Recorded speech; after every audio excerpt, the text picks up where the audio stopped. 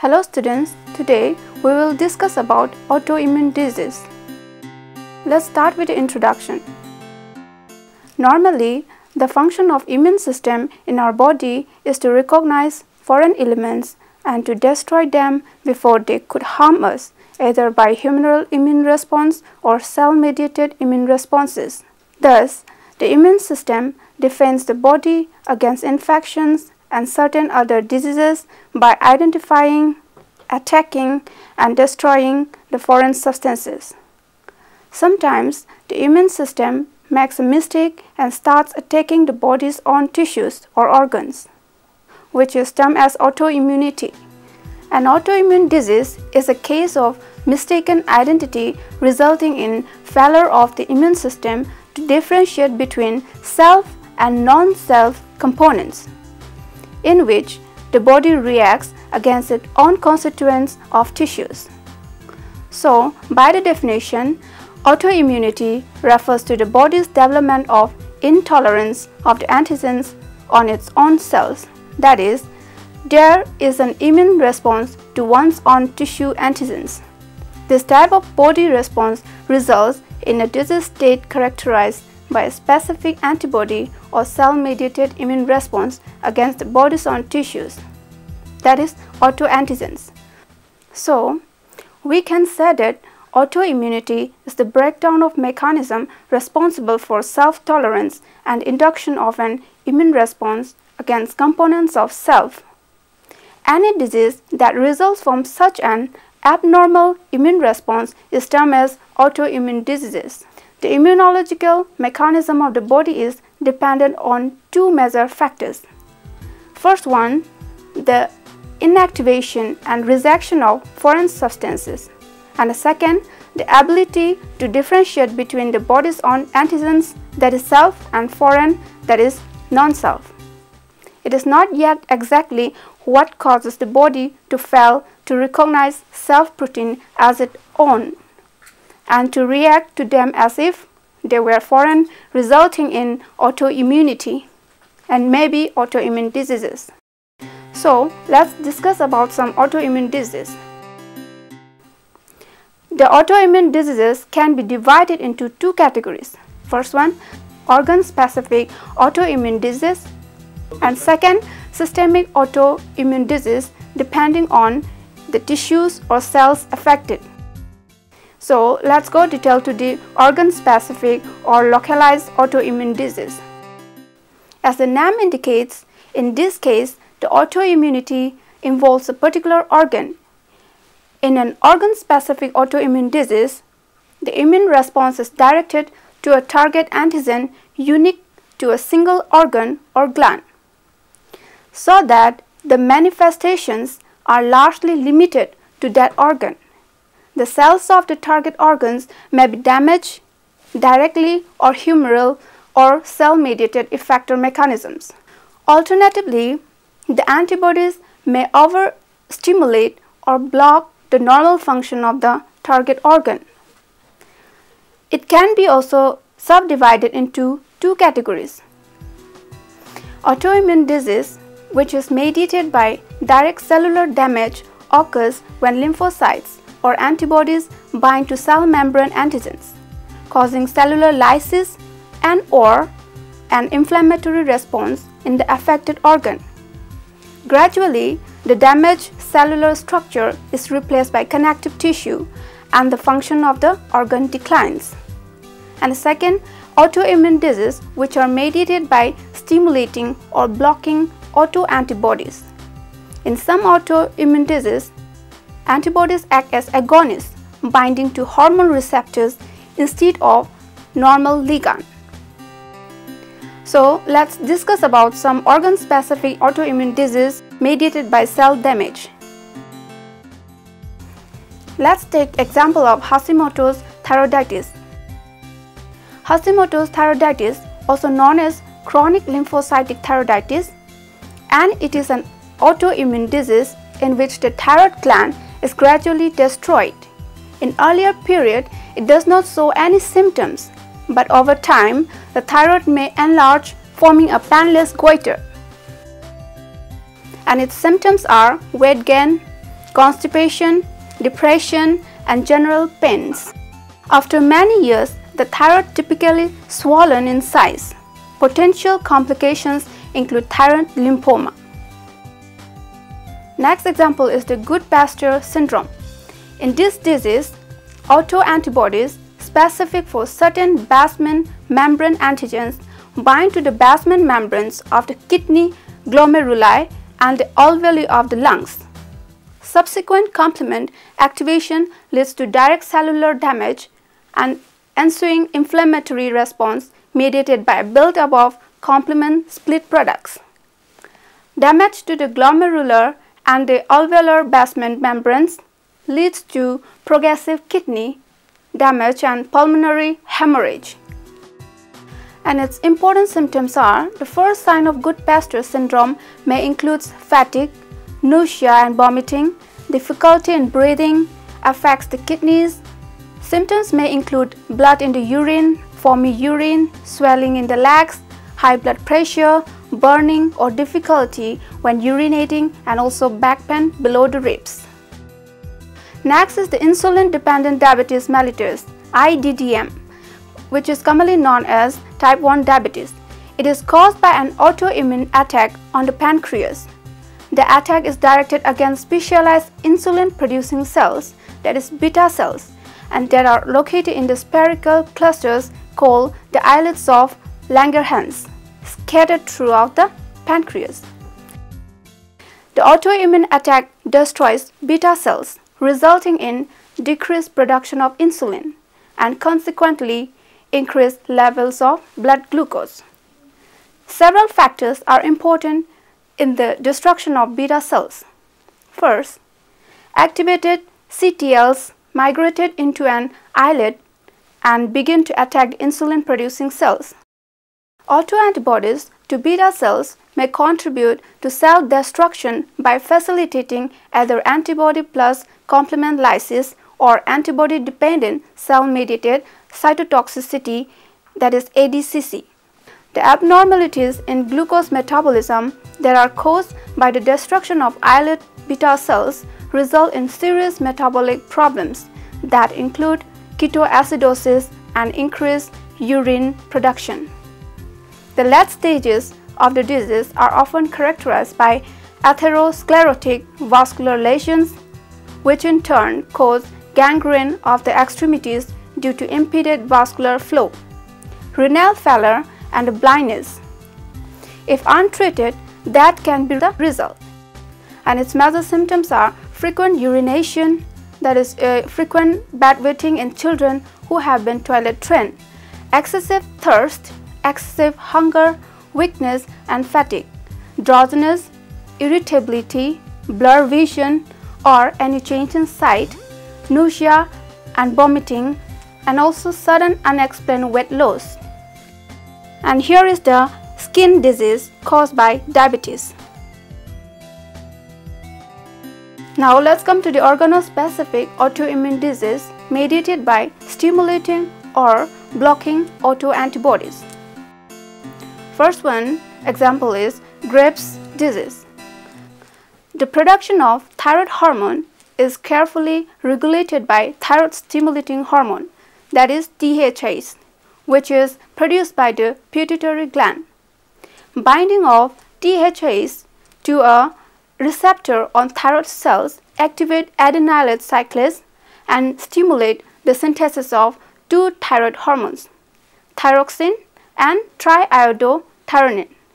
A patient with Graves' disease produces autoantibodies that bind the receptor for THH and mimic the normal action of THH, activating adenylate cyclase and resulting in production of the thyroid hormones. Unlike THH, however, the autoantibodies are not regulated and consequently they overstimulate the thyroid. For this reason, these autoantibodies are called long-acting thyroid stimulating antibodies.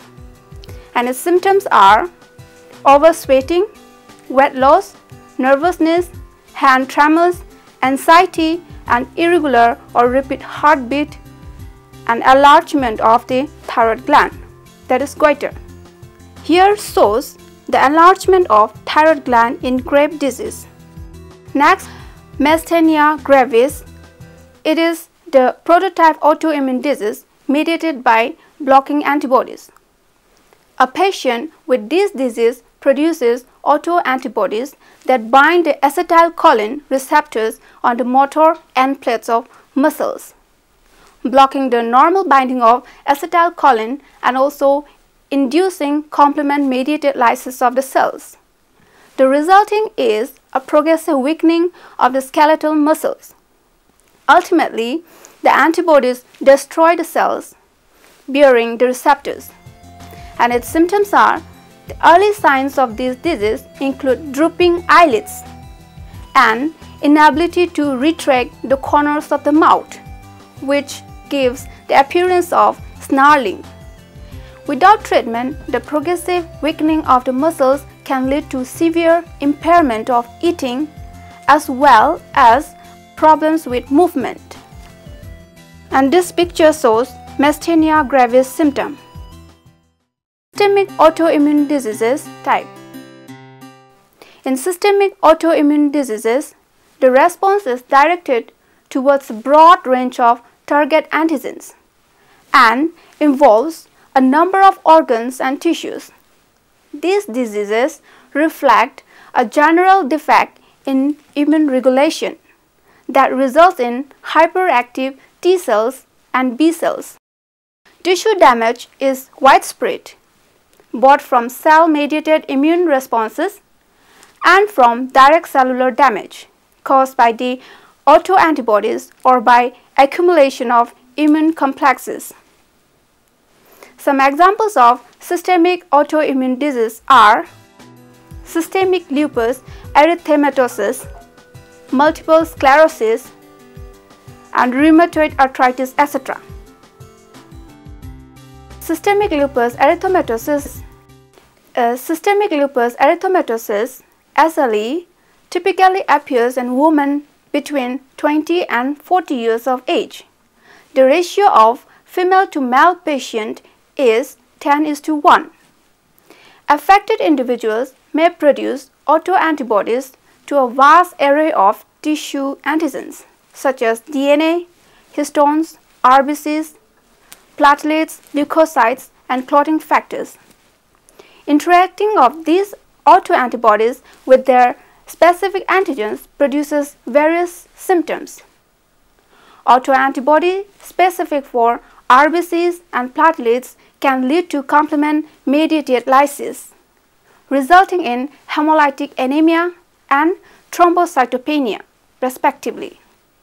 When immune complexes of autoantibodies with various nuclear antigens are deposited along the walls of small blood vessels, a type 3 hypersensitive reaction develops. The complexes activate the complement system and generate membrane attack complexes and complement split products that damage the wall of the blood vessels, resulting in vasculitis and glomerulonephritis. Various occlusions of the small blood vessels develop, that is vasculitis, and its symptoms are: SLE is characterized by fever, weakness, arthritis, skin rashes, pleurisy, and kidney dysfunction. And this is the signs and symptoms of lupus. Another example is multiple sclerosis. Multiple sclerosis, MS, is the most common cause of neurologic disability. Individuals with this disease produce autoreactive T cells that participate in the formation of inflammatory lesions along the myelin sheath of nerve fibers. The cerebrospinal fluid of patients with active MS contain activated T lymphocytes which infiltrate the brain tissue and cause characteristic inflammatory lesions, destroying the myelin. Since myelin functions to insulate the nerve fibers, a breakdown in the myelin sheath leads to numerous neurologic dysfunctions. The symptoms of MS are: symptoms of MS may be mild, such as numbness in the limbs, or severe, such as paralysis or loss of vision. And another example is rheumatoid arthritis. It is a common autoimmune disorder. Many individuals with rheumatoid arthritis produce a group of autoantibodies called rheumatoid factors that are reactive with determinants in the Fc region of IgG. The classic rheumatoid factor is an IgM antibody with that reactivity. Such autoantibodies bind to normal circulating IgG, forming IgM-IgG complexes that are deposited in the joints. These immune complexes can activate the complement cascade, resulting in a type 3 hypersensitive reaction, which leads to chronic inflammation of the joints. The symptoms of rheumatoid arthritis include chronic inflammation of the joints as well as frequent effect on hematologic, cardiovascular, and respiratory systems. Let's come to the treatment of autoimmune disease. Since the cause of the diseases are not quite well understood, the general principle is to somehow stop the immune response to self-antigens, and this can be achieved by the following methods. Often in organ-specific autoimmune disorders, the symptoms can be controlled by administration of thyroxine and thyrotoxicosis by anti-thyroid drugs. In pernicious anemia, metabolic correction is achieved by injection of vitamin B12, and in myasthenia gravis by administration of cholinesterase inhibitors.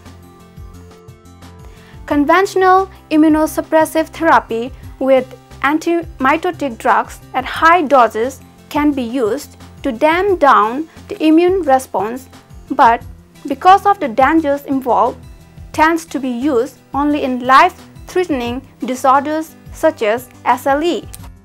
The potential of cyclosporin and related drugs such as rapamycin has yet to be fully realized, but quite dramatic results have been reported in the treatment of type 1 diabetes mellitus.